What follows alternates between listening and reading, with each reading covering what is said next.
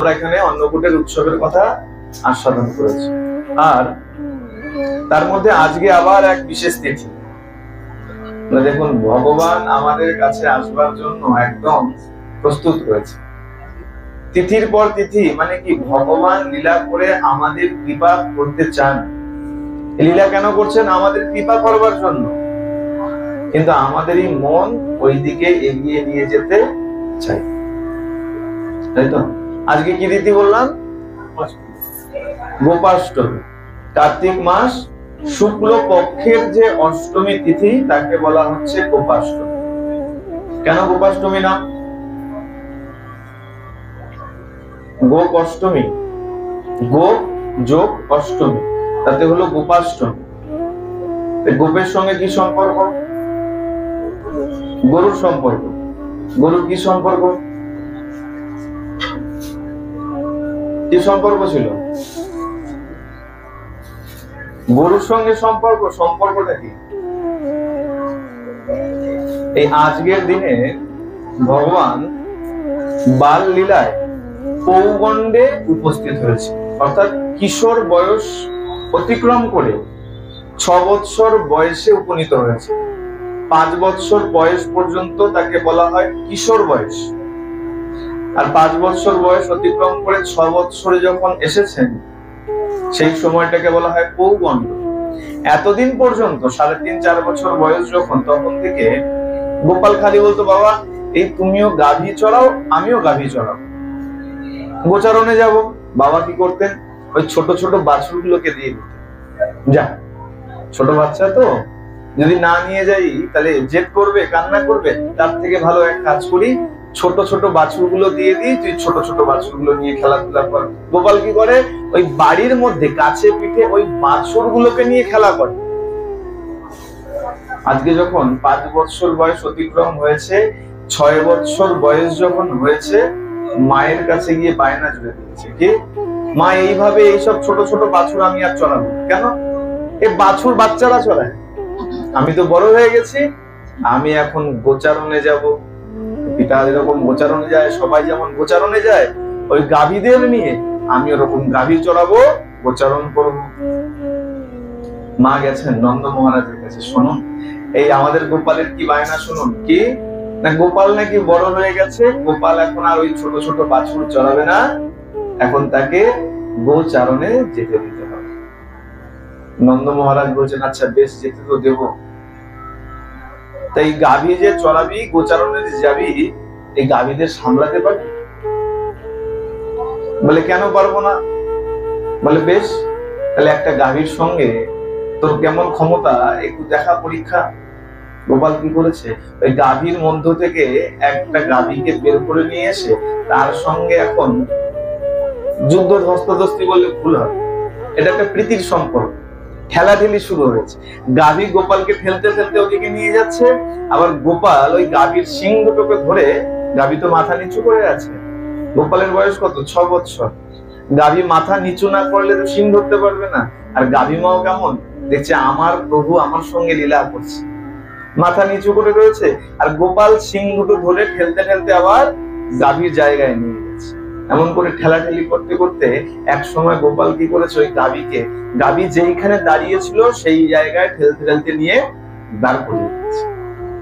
বাবাকে বলছে, বাবা দেখো আমার ক্ষমতা আছে, আমি সামলাতে পারি, আমাকে তাহলে এখন এই গোচারণের জন্য অনুমতি দাও। উপানন্দ মহারাজ ছিলেন, বলে শোন, এইভাবে খালি গাভী সামলালেই হবে না, গোচারণে যেতে গেলে অনেক কিছু জানার প্রয়োজন আছে। নন্দ মহারাজ বলছেন উপানন্দ মহারাজকে, দাদা এ আমার সাধারণ কোনো শিশু নয়। তাহলে গর্গাচার্য, তুমি তো ছিলে না, গর্গাচার্য ঋষি যখন ওর নামকরণ করেছে, তখন তিনি বলে গিয়েছেন যে এর মধ্যে বিষ্ণুর সব গুণ লক্ষিত আছে। এই হলো বিষ্ণুর মতন গুণ সম্পন্ন। সোজাসুজি বিষ্ণু বলেননি। কেন? সোজাসুজি বিষ্ণু যদি বলতেন, ভগবান যদি বলতেন, তাহলে বাৎসল্য রসটা থাকতো। পিতা চিন্তা করতেন, আমার ছেলে ভগবান, তাকে তো মারা যাবে না, বকা যাবে না। মা চিন্তা করতো, এ তো আমার শিশু নয়। গর্গাচার্য ঋষি ঘুরিয়ে বলে গেছে ভগবান বিষ্ণুর যে গুণ তোমার এই সন্তানের মধ্যে আছে, তোমার এই সন্তানকে বকাঝকা করবে, আদরের সঙ্গে, প্রেম প্রীতি ভালোবাসার সঙ্গে এই শিশুকে বড় করো, লালন পালন করো। তা যখন তার মধ্যে এমন গুণ আছে, তা আমার ছেলে নিশ্চয়ই, এই কানাই নিশ্চয়ই গোচারণে যেতে পারে। কিন্তু কথা হচ্ছে, গোচারণে যে যাবি বাবা, এই গোচারণে যাওয়ার জন্য একটা ভালো দিনক্ষণের প্রয়োজন আছে, তিথি নক্ষত্রের প্রয়োজন আছে। তার জন্য কি দরকার? তার জন্য গুরুদেবকে ডাকা প্রয়োজন। বলে বেশ বাবা, তাহলে গুরুদেবকে ডাকুন, গুরুদেব আসুক, শুভ মুহূর্ত বের করুন, তিথি নক্ষত্র দেখুন, তার সঙ্গে সঙ্গে আমি সেই তিথি নক্ষত্রে আমি তাই সেই গাভী নিয়ে গোচারণে যাব। নন্দ মহারাজ চিন্তা করছে, এত ছোট বাচ্চা, এখন যাওয়া ঠিক না, আর বছর দুয়েক যাক, গোপাল আরেকটু বড় হোক, তারপরে নয় যাব। বলে বেশ। রাত্র হয়েছে, সবাই শয়নে গেছে, আর গোপাল কোথায় গেছে? গুরুর বাড়ি গেছে। কোন গুরুর বাড়ি? নন্দ মহারাজ যে গুরুকে ডাকবেন দিনক্ষণ নির্ধারণ করার জন্য, তার বাড়ি শাণ্ডিল্য ঋষির বাড়ি।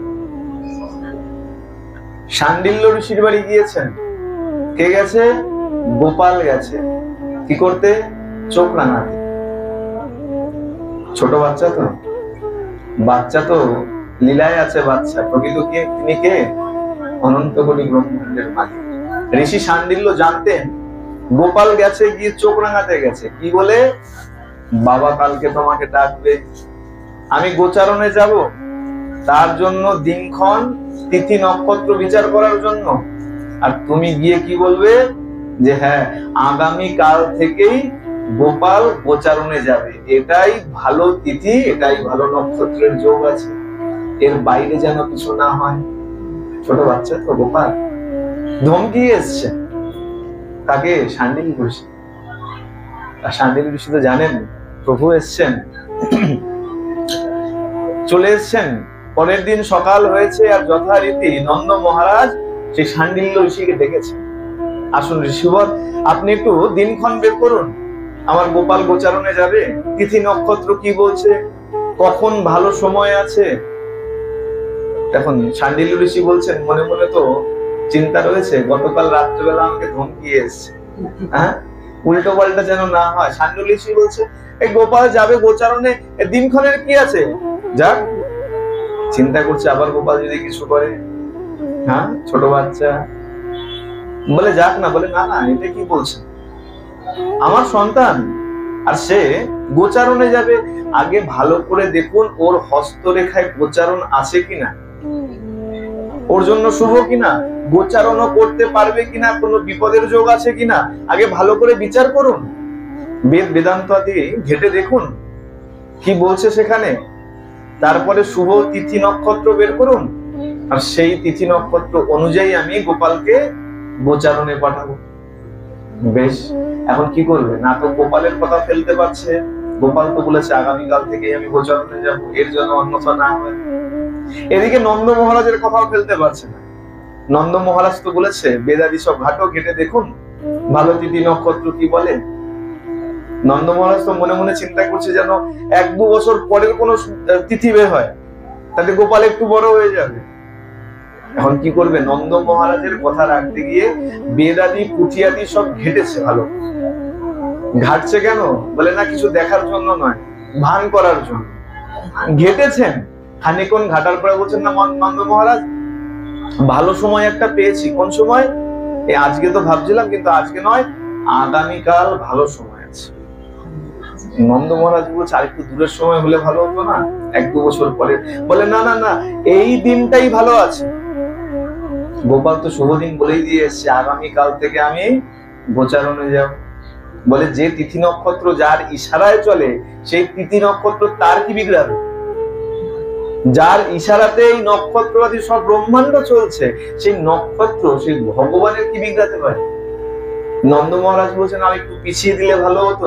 বলে মহারাজ ভালো করে শুনুন, এই আগামীকাল যে মুহূর্ত আছে, যে তিথি নক্ষত্র আছে, এই দিন যদি গোপাল গোচারণে না যায়, আগামী 20 বছর পর্যন্ত গোপাল আর গোচারণে যেতে পারে। কেন বললেন? গোপাল তো বলে এসছে কোন তিথি, কখন, কোন সময় যাব, কোন দিন, আগামীকালই যাব, এর অন্যথা যেন না হয়। এখন অন্যথা যেন যদি না করতে হয়, তাহলে নন্দ মহারাজকে তো মানাতে হবে। কি করে মানাবেন? কি বললেন?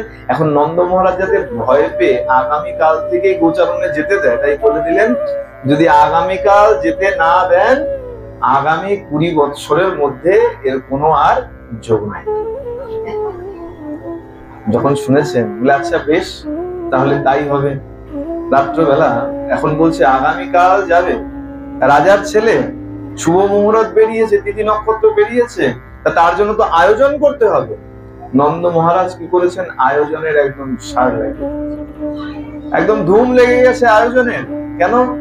বলে গোচারণে যাবে 9 লক্ষ ধেনু, আর গোচারণে যখন যাবে, প্রথম আমার সন্তান এই প্রথম দিনের জন্য গোচারণে যাচ্ছে, তাহলে গাভীদেরকে সুন্দর করে সাজাতে হবে। আর সাজাবো তো পরে, আগে তো স্নান করাতে হবে। হ্যাঁ, নন্দের বেটা যাচ্ছে, হ্যাঁ, আনন্দের ধুম লেগে গেছে। কিছুদিন আগে দীপাবলি পার করেছে, তাই তো? নন্দগাঁওয়ে সেখানেও কিন্তু দীপাবলি পার করা হয়েছে, দীপাবলির উৎসব হয়েছে। 8 দিন পর এই যে অষ্টমী, আজকে আবার এক উৎসবের ধুম লেগে গেছে, বিশাল আড়ম্বর চলছে।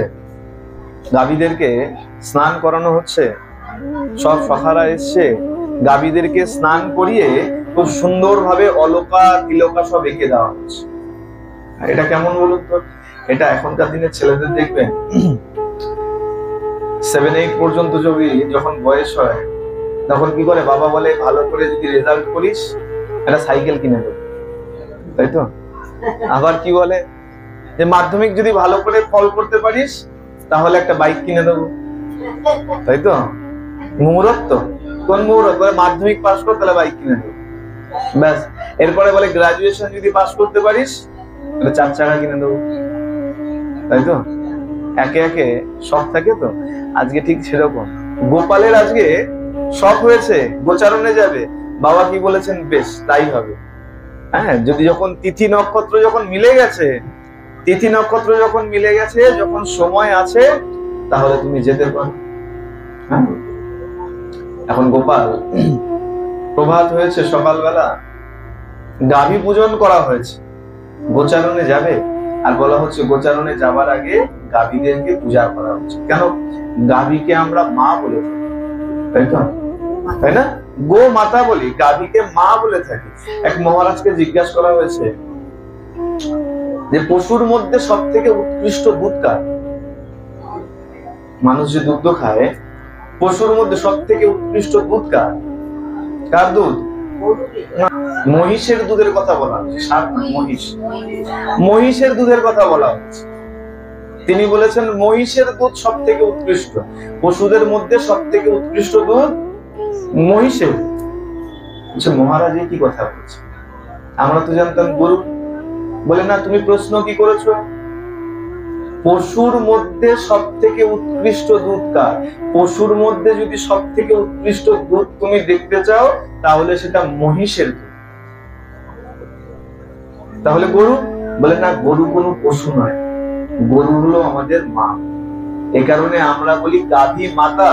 বেদে 7 মায়ের মধ্যে এক মা হচ্ছে গাভী মা। গাভী মা কোনো পশু নয়, সে আমার মা। মাকে কি পশুর মতো দেখেন? তাহলে যদি মায়ের দুধ বলতেন যে কোন মায়ের দুধ সব থেকে উৎকৃষ্ট, তাহলে বলা হতো গাভী মায়ের দুধ। আর যদি পশুর দুধ বলেন, তাহলে মহিষের দুধ সব থেকে উত্তম। আপনি যেরকম প্রশ্ন করেছেন তেমন উত্তর। তাহলে মা হলেন গাভী। তাহলে গোচারণে যখন যাবেন, তার আগে গাভী মাকে আগে ভালো করে পূজা করা হচ্ছে, সুন্দর করে সাজানো হয়েছে। বলা হচ্ছে যে গাভী মায়ের সেই খুরগুলোকে খুব সুন্দর করে আলতা পরিয়ে দেওয়া হয়েছে। মা তো স্ত্রী জাতি, সুন্দর করে আলতা পরিয়ে দেওয়া হয়েছে। অনেক জায়গায় প্রশ্ন করে, বাবা এই 9 লক্ষ ধেনু, এই 9 লাখ ধেনুর যদি এক একটা ধেনু 4টে করে পা, তাহলে 9 লাখের কত হলো? 36 লক্ষ। বলে 36 লক্ষ গাভী মায়ের পায়ে আলতা পরিয়েছে কে বসে বসে? বলে সেটা যদি প্রশ্ন করছো, একবার ভেবে দেখো গোবিন্দের সখা সখী তাদের সংখ্যা কত? এক একজন করে যদি লেগে যায়, এক একটা গাভী মায়েরও ভাগ করবে না। এত সখা এত সখী ছিল। এক একজনকে যদি ভাগও দিয়ে দেওয়া হয়, এক একজনের ভাগে একটা করেও গাভী পড়বে না, এত সখা এত সখী ছিল। যখন রাস করেছেন বলছে অযুত সংখ্যার সখী নিয়ে রাস করেছে। তা সেই সখী কোথায় আকাশ থেকে পড়েছিল? তারাও তো ব্রজভূমিতে জন্মগ্রহণ করেছে। সেই যখন লীলা হচ্ছে, গোপাষ্টমীর লীলা, তখনও তো তারা ছিল। সবাই যদি লেগে যায় কতক্ষণের ব্যাপার? বলে দেখো এই গোবিন্দের লীলা নিয়ে এইসব উল্টোপাল্টা প্রশ্ন করতে নেই। তাও আমরা কি আছে না, কিছু খারাপ দিক খুঁজে বের করার জন্য উল্টো পাল্টা প্রশ্ন করে বিভ্রান্তির সৃষ্টি করে। আগে জানতে হবে যে তার যেমন নবলক্ষ গরু ছিল, ঠিক তেমন তার অযুত সংখ্যার সখা সখীরাও ছিল। তারা কি চুপচাপ বসে আছে? না। এই যে গোপাল আজকে গোচারণে যাবে, তার জন্য সবাই আজকে এসে উপস্থিত হয়েছে। গোপাল কিভাবে সাজছে, গাভীদের কিভাবে সাজানো হচ্ছে, কেমন পূজা করা হচ্ছে, সব দেখবার জন্য আজকে গোপাল খুব সুন্দর করে গাভীদেরকে পূজা করেছে। পূজা করে মায়ের কাছে গেছে, মা এবার তুমি আজ্ঞা করো, আমি তাহলে এবার রওনা হই। মা কি করেছে, একটা পুটুলিতে করে কিছু খাবার বেঁধে দিয়েছে। টিফিন দেয় না এখন, স্কুলে যায় যখন বাচ্চারা টিফিন দেয়, তো বলে ব্রেক হয়ে হলেই খেয়ে নিবি, টিফিনের সময় হলে 1টা 2টো যে সময় টিফিনের সময় হবে ওই সময় টিফিন খেয়ে নিবি। এখন ছেলে যাচ্ছে গোচারণে, সকালবেলা যাচ্ছে, আসবে তো সন্ধ্যাবেলায়, ক্ষুধা পেয়ে যাবে, তো কি খাবি? টিফিন দিয়ে দিয়েছে একটা পোটলায় করে আহার্য দ্রব্য। আর গোপাল যাচ্ছে, গোপালের সঙ্গে সব সখারাও যাচ্ছে, সবার মা সবার জন্য আলাদা আলাদা ভাবে খাবার দিয়ে দিচ্ছে। মা বলছে, কানাই এই এক কাজ কর, যাবি তো, দাঁড়া আগে জুতোটা পরে নে। খালি পা কেন? পাদুকা কোথায়? বলে মা এই মাত্র তো গাভী মায়ের পূজা করলাম, মানে তিনি আমাদের কাছে দেবীর স্বরূপ। পূজা কাকে করা হয়? যে দেবী, যে দেবতা। যাকে পূজা করলাম সেই যদি খালি পায়ে যায়, দেবতার সামনে আমি কি করে জুতো পরে হাঁটি? আমার দেবতা যদি আমার সামনে সামনে খালি পায়ে যায়, তাহলে আমি কি করে জুতো পায়ে হাঁটি? আর আমি জুতো পরতে পারি, তুমি আমাকে জুতো পরাবে বলছো? বেশ, আমার এই নবলক্ষ ধেনুর পায়ে যদি তুমি পাদুকা পরিয়ে দিতে পারো, তাহলে আমিও পাদুকা পরবো। বলিয়ে ভক্ত বৎসল ভগবান কি। ভগবানের কিরকম চিন্তা দেখুন। এই কারণেই তো ভগবান। আমরা কি করি, গুরুদেব খালি পায়ে হেঁটে যাচ্ছে, আমরা জুতো পরে একদম ড্যাং ড্যাং ড্যাং ড্যাং ড্যাং করতে পারি, তাই না? বিচার কি বলছে, তোমার গুরুজন যদি খালি পায়ে যাচ্ছে, শুধু গুরুদেব মানে দীক্ষা দিয়েছে সেই গুরুদেব নয়, তোমার পিতামাতা যদি তোমার সঙ্গে খালি পায়ে যাচ্ছে, তোমারও উচিত খালি পায়ে যাও। ও আমার বাবা কি আছে, না না না, এইসব বিচার সনাতন ধর্মে হয়। গোবিন্দ কি শিখালেন? আমার দেবতা, আমি এইমাত্র পুজো করেছি, আর সে যদি খালি পায়ে থাকবে, সে যদি খালি পায়ে থাকবে, তাহলে আমি জুতো করি কিভাবে?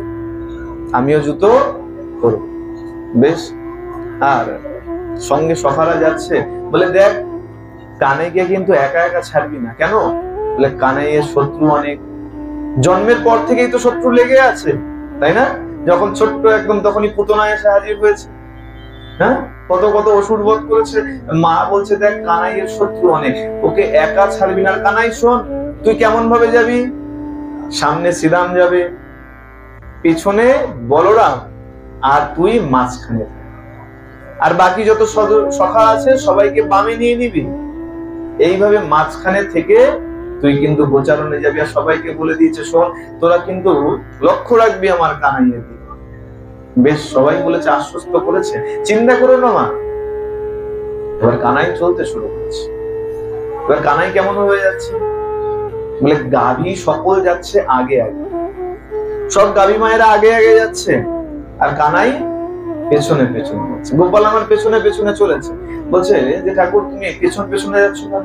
বলে দেখো ওই আমার দেবতা, আমার দেবতা, তাই আমি দেবতাদেরকে আগে আগে নিয়ে যাচ্ছি। গাভী মা আমার মাতৃস্বরূপা, তাই তাদেরকে আমি আগে আগে নিয়ে যাচ্ছি, আমি পেছন পেছনে যাচ্ছি। গোপালের ভাব কিরকম, আর গাভী মায়ের ভাব কেমন? গাভী মা বলছে দেখো আমি প্রভুর সামনে সামনে কেন যাচ্ছি জানো? কেন যাচ্ছেন? গোপালের সামনে সামনে এই গাভী সকল গোপালের সামনে সামনে কেন যাচ্ছে? আমরা তো গোপালের ভাব জানলাম যে তারা সব আমার কাছে দেবতা স্বরূপ, দেবী স্বরূপ, গাভী মা, তাই আমি তাদের সবাইকে সামনে সামনে নিয়ে যাচ্ছি। গাভী মায়ের ভাব কেমন? গাভী মা কেন গোপালের সামনে সামনে যাচ্ছে? তারা বলছে, দেখো আমাদের প্রভু, আর আমাদের জন্য আমাদের প্রভু আজকে খালি পায়ে হাঁটতে শুরু করেছে। আর যদি পথ চলতে চলতে কোনো কাঁকড়, কোনো কাঁটা যদি পায়ে বিঁধে যায় তাহলে কি হবে? তাই আমরা আগে আগে চলেছি। কেন জানো? আমাদের যে শক্ত খুর আছে সেই খুর দিয়ে ওই কাঁকড় কাঁটাকে একদম চূর্ণ বিচূর্ণ করে দেবো, যাতে আমার প্রভুর পায়ে কোনো রকম আঁচ না লাগে, কোনো ব্যথা যেন না লাগে, কাঁটা যেন ফুটে না যায়। গাভী মায়েরও কেমন বিচার চিন্তা করে। বলে গোবিন্দ যেমন গাভী মাকে ভালোবাসে, গাভী মায়েরাও কিন্তু গোবিন্দকে ঠিক তদ্রূপ ভালোবাসে, তাই না? গোবিন্দের সঙ্গে দেখুন ওতপ্রোত ভাবে জড়িয়ে রয়েছে গাভী। নামই তো দুটো, নামই তো রয়েছে, এক গোবিন্দ এক গোপাল, তাই না?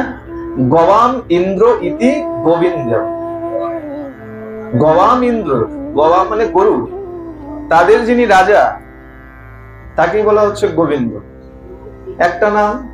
আর একটা কি বলা হলো? গোপাল, মানে গরুকে যিনি রক্ষা করে, যিনি পালন করে, পালন করা মানে তো রক্ষা করা, যিনি পালন করে, যিনি রক্ষা করেন, তিনি হলেন গোপাল। যার নামের সঙ্গে গাভী মায়ের নাম ওতপ্রোত ভাবে জড়িত, তিনি কেমন ভালোবাসেন চিন্তা করুন। তিনি বলেছেন না, নম ব্রহ্মণ্য দেবায় গো ব্রহ্মণ্য হিতায়। তিনি খালি ব্রাহ্মণদের কথা বলে নাই, কার কথা? তার সঙ্গে গো অর্থাৎ গাভী মায়ের কথাও উল্লেখ করেছে। মানে গাভী মাকে কিরকম ভালোবাসে। আর দেখুন, চিন্তা করে দেখুন, যেখানে কৃষ্ণ হয়ে গোপাল হয়ে যত বাল লীলা করেছে সব জায়গায় গাভী মায়ের উপস্থিতি আছে। যমুনার পাড়ে গিয়ে লীলা করতে গেছেন, সেখানেও গোচারণ করতে করতে গাভীদের নিয়ে গেছে। যখন যে অসুর মেরেছেন সঙ্গে কোনো না কোনো গাভীর সংযোগ রয়েছে। গাভীকে কিন্তু স্বাদ ছাড়েন। হ্যাঁ, আর আমরা এখন বলে দেখো এই গাভীর স্বাদ ছিল তাই সবার মনোবৃত্তিও ভালো ছিল। এখন আমাদের মনোবৃত্তি কেমন হয়ে গেছে? বলে যেমন করবে সঙ্গ তেমন তোমার মন তৈরি হবে। এখন আমাদের মন কুকুরের মতন হয়ে গেছে, সবসময় খ্যাক খ্যাক খ্যাক খ্যাক করছে। কেন? বলে না, এখন আর বাড়ি থেকে গরু রাখে না, বলে নোংরা হয়। কি রাখে? কুকুর রাখে, তাই না? বলে এখন বড় লোক চিনবে কি করে? যদি বাড়িতে দেখো কুকুর আছে বুঝতে পারবে অনেক বড়, তাই তো? আগে বড় লোক বিচার কি দিয়ে হতো? গরু দিয়ে। বাস্তব সত্য কথা। নন্দ মহারাজ কেন? 9 লক্ষ ধেনু ছিল, 9 লক্ষ ধেনু ছিল। বৃষভানু মহারাজ কত লক্ষ? 11 লক্ষ ধেনু ছিল। চিন্তা করুন, আগে বিচার হতো ধনী কে কত বড়, যার যত গাভী ছিল সে তত বড়। আর গাভী মা কেমন? শান্ত। আগেকার দিনের মানুষ কেমন ছিল? কত সরল ছিল, ছিল না? এখনো যদি গ্রামের দিকে যান দেখবেন কত সরল। কেন? ওই গাভীর সাথে থেকে থেকে তাদেরও স্বভাব গাভীর মতন ছিল, সোজা সাদা একদম। গাভীকে দেখুন যখন চাষ করার বা মাঠে নিয়ে যাচ্ছে কত মারে। গাভী কি উল্টো গুতায়? গুতায়? কোনদিন শুনেছেন গাভী ষাঁড়ের মতন গুতাচ্ছে? কেন? তার স্বভাবটাই নরম কোমল স্বভাব। আর মানুষও গাভীর সঙ্গে থাকতে থাকতে কোমল ছিল, স্বভাব ভালো ছিল। আর কুকুর কেমন? একটু কিছু হলে পরে ঘেউ ঘেউ করতে থাকে, খ্যাক খ্যাক করতে থাকে। এখন কুকুরের সাথে মিশে মিশে আমাদেরও স্বভাব ওরকম। কেউ যদি একটুখানি খারাপ কিছু বলে ফেলেছে, দেখেছেন না? কুকুরের যদি ভুল করে, কুকুরের গায়ে একটা খোঁচা লেগে গেছে ভুল করে, গরুর গায়ে কত বড় বাড়ি মারলে পরে গরু কিন্তু আপনাকে তাড়া করবে। কিন্তু কুকুরের গায়ে যদি, কুকুরের গায়েও দরকার নেই, লেজে যদি ভুল করে একটু পাড়া পড়ে গেছে, হ্যাঁ, কামড়ে দেবে, তার আগে ঘেউ ঘেউ ঘেউ ঘেউ শুরু করবে। তাই কুকুরের সাথে থাকতে থাকতে আমাদেরও স্বভাব হয়ে গেছে। কেউ যদি সামান্য একটু ভুল কিছু আমার নামে বলে ফেলেছে, কাউকে কিন্তু ছাড়ি। কেন? ওই কুকুরের সাথে থাকতে থাকতে স্বভাব গুলো বলা হচ্ছে খেতে খেতে, আহার করতে করতে কখনো কুকুর স্পর্শ করতে নাই। যদি আহার করতে করতে কখনো কুকুর স্পর্শ করেছো তাহলে স্নান না করে ঘরে ঢুকতে। আর রান্নাঘরে যদি কুকুর ঢুকে গেছে, সেই রন্ধনশালার কোনো খাবার আর কোনো কাজে, ভগবত সেবা দূরে ছেড়ে দাও, নিজেদেরও সেই খাবার খেতে নেই। তোমার ঘরে তো কুকুর এখন পুষছো, 14 বার করে রান্না করে যাচ্ছে আর আসছে, পুরে বলছে পশমও যদি ঘরে পড়ে যায় সেই ঘর অপবিত্র হয়ে যায়। হ্যাঁ, আর এখন আমরা কি করি, এক বিছানায় কুকুরকে নিয়ে ঘুমাচ্ছি, এক থালায় খাচ্ছি, আবার কোথায় দেখা যায় না এখন সোশ্যাল মিডিয়ায় খেতে খেতে আবার কুকুরকে খাইয়ে দিচ্ছে। তোমার মতি তো তুমিই বিগড়াচ্ছ, তোমার ললাট রেখা তো তুমি নিজেই এরকম তৈরি করছো, তোমার ভালো হবে কোথায়? বলা হচ্ছে হাতের রেখা যদি খারাপও থাকে, হাতের রেখা যদি খারাপও থাকে, সেই হাত যদি গাভী মায়ের উপরেও গোলাও, অথবা সেই মায়ের জীব যদি তোমার হাতেও লেগে যায়, তাহলে তোমার খারাপ লক্ষণও কেটে যায়। গাভী মায়ের কত গুণ চিন্তা করে। আর দেখুন আরো কি বলা হয়, এই গাভী মায়ের মধ্যে সমস্ত দেব দেবতার বাস, তাই তো? যখন এই যে গোপাষ্টমী, গাভীর এক তো গোবিন্দ আজকে থেকে গোচারণে যাচ্ছেন, তার এক তিথি, আর বলা হচ্ছে গাভী মায়ের আবির্ভাবের দিনও এটা। ভগবানের রোমকূপ থেকে গাভী মায়ের জন্ম হয়েছে, সৃষ্টি হয়েছে। আর যখন দেখছে সব দেব দেবতারা ভগবানের রোমকূপ থেকে জন্ম, সবাই এসে তার মধ্যে বাস করতে শুরু করেছে। যার যেখানে স্থান পছন্দ হয়েছে গাভী মায়ের মধ্যে স্থান নিয়ে নিয়েছে। বলা হয় না 33 কোটি দেব দেবতার বাস গাভী মায়ের মধ্যে। তার মধ্যে 3 জন বাদ ছিলেন। 3 জন বাদ ছিলেন। কে কে? কে কে বাদ ছিলেন? 3 জনের অহংকার ছিল। না না না, এক হলেন গণেশ। গণেশ তো একটু অহংকার ছিল, আমি সবার আগে পূজা পাই। আর একজন মা লক্ষ্মী, বলে আমাকে ছাড়া তো কেউ চলতে পারে না, তাই না? লক্ষ্মী পূজা করে না, বলে বৃহস্পতিবার ঘটা করে লক্ষ্মী পূজা করা, তাই তো? কেন? মা আমাকে ধন দাও, ডলার ডলার ঘরে আসুক। আর এক হলেন মা গঙ্গা, যে আমাদের স্নান করে সবাই পূর্ণ হয়। এই 3 জন বাদ ছিলেন, জানেন, স্থান নিতে জানেন। যখন তারা জানতে পারলেন গাভী মায়ের মহিমা, সবাই গিয়ে স্থান নিয়েছে, তারা এবার স্থান নেবার জন্য এসছে। কিন্তু যতক্ষণে এসছে ততক্ষণে হাউসফুল হয়ে গেছে, আর জায়গা নাই, তাই তো? সিনেমা হলে যান না, একদম শেষ সময় গেলে কি দেখা যায়? টিকিটের কাউন্টার বন্ধ, হাউসফুল, আর জায়গা নেই। তারা 3 জনও এসে দেখছে আর জায়গা। ভগবান বিষ্ণুর কাছে চলে গেছেন, প্রভু কৃপা করো। আমরা বুঝতে পারিনি, কিন্তু বলে দেখো যখন টাকাটাকি করা হয়েছে তখন তোমরা আসোনি, আর এখন এসছো, এখন তো হাউসফুল হয়ে গেছে, জায়গা দেবো কোথা থেকে? এখন আমি আর জায়গা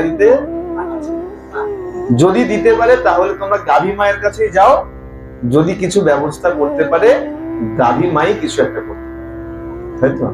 হয় না যে অনেক সময় দেখা যায় এমন কারোর সাথে সোর্স আছে, হাউসফুল হয়ে গেছে, কিন্তু ওই সিনেমা হলের মালিক টালিক বা তার ছেলের সঙ্গে বন্ধুত্ব থাকলে ওই বলে কয়ে ঠিক একটা জায়গা হয়ে যায়।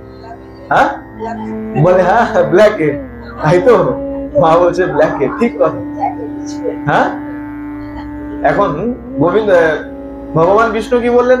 গাভী মায়ের কাছে যাও, যদি কোনো স্থান থাকে তো দিতে পারে। গাভী মায়ের কাছে যখন গেছে, বলে দেখো সবাই তো স্থান নিয়ে নিয়েছে, আর তো জায়গা নেই, আমি কি করি? আর ইতিমধ্যে বিষ্ণু এসে উপস্থিত হয়েছে। বলে শোনো, আমি অনেক বিচার করে দেখলাম 2টো জায়গা এখনো বাকি আছে, 2টো জায়গা এখনো বাকি আছে। বলে প্রভু যে জায়গায় হোক না কেন, যে 2টো জায়গায়, বলে আগে তো শোনো। বলে শোনার দরকার নাই, যেখানেই হোক না কেন আমাদের একটা জায়গা দিয়ে দেন। বলে বেশ, কোন জায়গা? একটা গোবর আর একটা গোমূত্র, গোময় আর গোমূত্র, 2টো জায়গা বাকি আছে। বলে প্রভু যা আছে আছে, তুমি আমাদের স্থান দিয়ে দাও। বললেন বেশ, মা গঙ্গাকে স্থান দিয়ে দিলেন গোমূত্রের মধ্যে। এই কারণে বলা হয় গঙ্গার জল সকালবেলা যদি পান করতে নাও পারো, যদি একটুখানি গোচনা 1 বিন্দু যদি পান করে নাও, তাতেও তোমার ওই গঙ্গার পানের সমান হয়ে যায়। হ্যাঁ, আর বাকি থাকলো কজন? লক্ষ্মী আর গণেশ।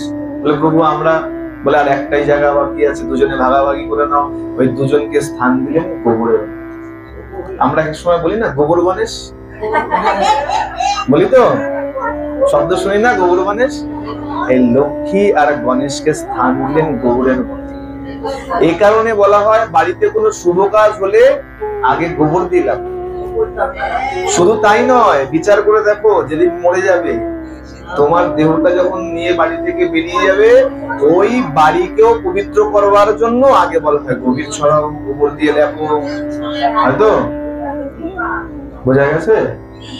গোময় গোমূত্র, শুধু তাই নয়, পুজোর সময় পর্যন্ত গোময় এই গোচনা আর গোময়ের প্রয়োজন কিঞ্চিত, কিন্তু তার প্রয়োজন হবে। পঞ্চামৃত সেবন, হয়তো যখন মায়েরা গর্ভবতী হন সেবন করানো হয় না, বলে কি হয় এখন মানে না, হ্যাঁ এখন সন্তান হয় না, সিজার করো। আগেকার দিনে কি করতো, এই গোচনা গোময় সেবন করতো, আর এর এমন গুণ সন্তান হতে কোনো কষ্ট হতো না, স্বাভাবিকভাবে সন্তানের জন্ম হতো, তাই তো? বলে কেন, বলে এত পিচ্ছিল হয়ে যেত সন্তানের অঙ্গ যে অনায়াসেই তার জন্ম হয়ে যেত। এখন তো বলে সন্তানের জন্মই হয় না, স্বাভাবিকভাবে সিজার করো।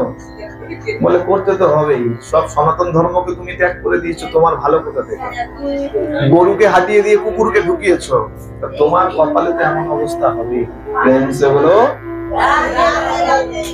সনাতন ধর্মকে প্রাধান্য। শুধু তাই নয়, বলা হচ্ছে গো দুগ্ধ একটা সম্পূর্ণ খাদ্য। কোন সন্তানের এরকম থাকে না যে মা যদি মারা যায় তারপরে কি খাওয়ায়, বলে দেখবে ওই গরুর দুধে জল মিশিয়ে পাতলা করে করে সেই দুধকে খাওয়ায়, বড় করে তো। আচ্ছা তা ছেড়ে দিন, হ্যাঁ মায়ের দুধ তো কবে ছেড়ে দিয়েছি, এখনো কি গরুর দুধ খাওয়া ছেড়েছেন? এখনো গাভী মায়ের দুধ খেয়ে যাচ্ছে। তাহলে গাভী মা, তাকে যখন মা বলেছেন, মায়ের স্থানটা তাকে দেওয়া উচিত, মায়ের সেবা করা উচিত। এই গোপাষ্টমীর দিন গাভীর সেবা করা, গাভীর পূজা করা উচিত, গাভী মাকে আহার দেওয়া উচিত। হ্যাঁ দেখবেন এইসব দিনে বিশেষ করে আমাদের মধ্যে তো আর এখন দেখা যায় না, অনেক অবাঙালিদের মধ্যে দেখা যায় খাবার বানিয়ে নিয়ে, বিশেষ করে রুটি দেখা যায়, শুকনো খাবার রুটি বানিয়ে নিয়ে গিয়ে নিজে হাতে মাকে খাওয়াচ্ছে, গাভী মাকে খাওয়াচ্ছে। এভাবে এই গোবিন্দ আজকে রওনা হয়েছেন, গাভী চড়াতে যাবেন, আর সব সখীরা এসে উপস্থিত হয়েছে, তার মধ্যে আমার রাধারানী এসে উপস্থিত হয়েছে। কেন? আমার প্রাণনাথ আজকে গোচারণে যাবে, আর যে গোচারণে যাবে কেমন সেজেছে, কিভাবে গোচারণে যাবে, এটা একবার দেখতে হয়। এসে সবাই উপস্থিত হয়েছে। এখন রাধারানীর মনে ইচ্ছা হয়েছে আমার প্রাণনাথ আজকে গোচারণে যাবে, গোচারণ কিভাবে করবে সেটাও আমাকে দেখতে হবে। কিন্তু মেয়েদের গোষ্ঠে যাওয়ার নিয়ম নাই, গোচারণে যাওয়ার নিয়ম নাই, তাহলে যাব কিভাবে? কি করেছেন, রাধারানীকে একদম সুবল সখার মতন ধুতি কাপড় পরিয়ে সাজিয়ে দেওয়া হচ্ছে। এতদিন পর্যন্ত তো ঘাগরা পরে চলতেন, হ্যাঁ গোপী ছিলেন, গোপী পোশাক পরে চলতেন। এই আজকে কি করা হলো, রাধারানীকে গোপ বেশ ধারণ করানো হলো। এই কারণে বলা হয় গোপাষ্টমী, গোপের পোশাক পরিয়ে দেওয়া হলো, ছোট করে ধুতি পরিয়ে দেওয়া হয়েছে। আর যখনই ছোট করে ধুতি পরানো হয়েছে, বলা হচ্ছে যোগীগণ ব্রহ্মা আদির যে দুর্লভ দর্শন যে চরণের, সেই চরণের দর্শন এই প্রথম দিন থেকে হতে আরম্ভ। এই বছরে একটা দিন, এই কারণে দেখবেন বড় বড় মন্দিরে গেলে এই একটা দিন অনেক জায়গায় ঘাগরা পরিয়ে রাখা হয়, রাধারানীর চরণের দর্শন হয় না। একদিন মাত্র রাধারানীর চরণের দর্শন হয়ে। প্রেম সে বলো, খাটো করে ধুতি পরিয়ে দেওয়া হয়েছে, খুব সাজিয়ে দেওয়া হয়েছে, সুবল সখার মতন সাজিয়ে দেওয়া হয়েছে। বাকি সব সখীরা ওই গোপ বেশ ধারণ করে গোবিন্দের সঙ্গে গোচারণ করতে হয়েছে। এই যে গোষ্ঠে গেলেন, এই অষ্টমী, তাই একে আরেক নাম দেওয়া হয়েছে গোষ্ঠাষ্টমী। গোষ্ঠ আর অষ্টমী, আর এক তো নাম আমরা জানলাম গোপাষ্টমী। এভাবে এই কার্তিক মাস শুক্ল পক্ষের অষ্টমীর দিন গোবিন্দ প্রথম গোচারণ করতে গিয়েছে। এই গোষ্ঠাষ্টমী বা গোপাষ্টমী গোচারণের প্রথম দিন, তার বয়সটা হলো 5.5 থেকে 6 বছর বয়স। অনেক জায়গায় 7 বছর বলা হয়, 7 বছর বয়স নয়, 5 বছর বয়স পর্যন্ত বলা হয় কিশোর। 5 বছরের পরের থেকেই এই পৌগণ্ড বয়স যাকে বলা হয়, সেই বয়সের শুরু। আর এই পৌগণ্ড বয়সের শুরু থেকেই গোবিন্দ এই গোষ্ঠে যাওয়া আরম্ভ করেছে। আর বিস্তারিত করছি না, এখানে এই গোপাষ্টমীর কথা আস্বাদন করে বা গোষ্ঠাষ্টমীর কথা আস্বাদন করে এখানে ভাগবতী কথার বিশ্রাম দিচ্ছি। শ্রী গুরু প্রেমানন্দে নিতাই গৌর সীতানাথ হরি হরি বল। শ্রী শ্রী সাধু গুরু বৈষ্ণব প্রেমানন্দে হরি হরি বল। শ্রী শ্রী রাধা গোবিন্দ প্রেমানন্দে হরি হরি বল। গৌরী ভক্ত বৎসল ভগবান কি, রাধা মাধব কি, জগন্নাথ দেব কি, বলভদ্র কি, সুভদ্রা মহারানী কি, সুদর্শন চক্র কি, চারো ধাম কি, চারো সম্প্রদায় কি, শিব শঙ্কর মহেশ্বর কি, যোগ মায়া কি, অনন্ত কোটি সাধুগুরু বৈষ্ণব কি, হরিনাম সংকীর্তন কি, খোল করতাল কি, আপন আপন গুরু মহারাজ কি, আপন আপন পিতা মাতা কি, পিতাই গৌর সীতানাথ হরি হরি বল, হরি হরি বল, হরি হরি। प्रेम से बोलो।